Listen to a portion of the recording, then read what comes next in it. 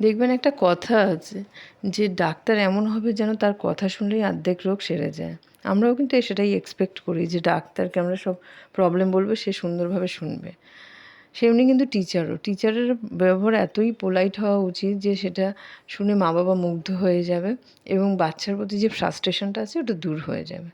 কিন্তু কিছু কিছু টিচার আছে, ও মাই গড! কথাও তো বলে না, যেন খুন্তি ছুঁড়ে মারছে।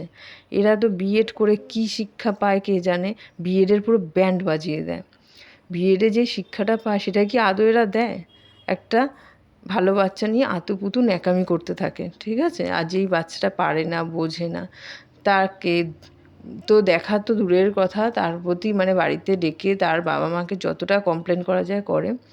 আমি বুঝে পাই না, এরা বোঝে না যে বাবা মা কষ্ট করছে, তাদের কাছে পাঠাচ্ছে, তারা ইনকাম করছে বাচ্চাটা যাতে ভালোভাবে পাস করতে পারে বা ভালো শিক্ষা পায়।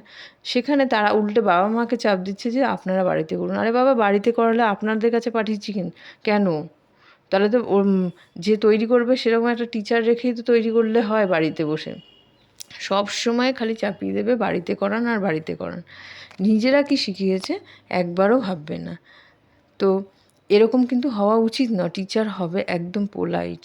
সে এমন কথা বলবে যেন মনে হবে তার মুখ দিয়ে ফুল ঝরছে। আমিও উচ্চশিক্ষিত নই, তবে আমিও টিচিং করতাম। সেখানে অনেক বাবা মার কমপ্লেন ছিল যে তাদের ছেলেমেয়েরা পড়াশোনা করে না। আমি একটাই কথা বলতাম যে পড়াশোনা দিয়ে সব কিছু হবে না। আমি অনেক ভালো নাম্বার পেয়ে পাশ করেছি, কিচ্ছু করতে পারিনি। ৮০-৯০ দিয়ে কিচ্ছু হবে না। ওর মধ্যে কী গুণ আছে সেটাকে এনহ্যান্স করুন। একটা স্টুডেন্ট ছিল, আমি তো তাকে কোনো মতেই আমার মনে হতো না যে সে গবেট বা বুদ্ধি নেই। কিন্তু তার আশেপাশে তার নিজের বাবা মার সবসময় কমপ্লেন ছিল যে মাথায় কিছু নেই। মেয়েটা খুব সুন্দর আবৃত্তি বলতে পারে, ড্রয়িং করতে পারে, ডান্স করতে পারে ভালো, দারুণ ইন্টেলিজেন্স। মানে সেই তার যে ইন্টেলিজেন্সগুলো আছে সেগুলো মানে বলে শেষ করা যাবে না। তবুও সে যেহেতু খাতায় ভালো করে বমি করতে পারে না, সে বুক প্যারট নয়, তাই জন্য সে ভালো নয়। এই বাচ্চাটাই আমি জানি একদিন প্রচণ্ড পরিমাণে শাইন করবে। আমরা যদি একটু ভেবে দেখি না, আমাদের ব্যাচের সবচেয়ে দুষ্টু বদমাশ বাচ্চাগুলোই কিন্তু শাইন করে।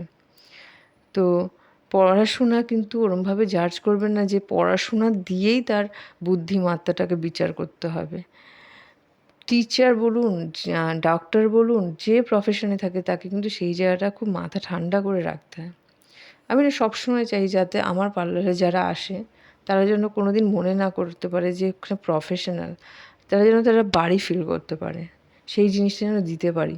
আমার নিজের কারোর সঙ্গে যদি একটু আমি মানে অড হই, আমার নিজেরই গিল্টি ফিল হয়ে যায় যে আমি মনে হয় ভুল করে ফেললাম। এটা করা উচিত হয়নি। তো আমি আবার যদি কোনো ভুল করি, আমি আবার সেটাকে বলে দিই যে, "এটা কিছু মনে করিস না বাবু। আমি একটু টেনশনে ছিলাম।" এরমই তো হওয়া উচিত। আমার বাড়িতে নানা রকম প্রবলেম থাকতে পারে। আমি নানা রকম ফ্রাস্ট্রেশনে জর্জরিত, কিন্তু সেটা অন্য কাউকে চাপানো উচিত নয়। অ্যাজ এ টিচার আমি যদি মানে বাবা-মার সঙ্গে যদি বাজে বিহেভ করি, তাহলে সেই বাবা-মা কতটা ভয় পাবে যে আমার বাচ্চাদের সঙ্গে এরা কী করতে পারে।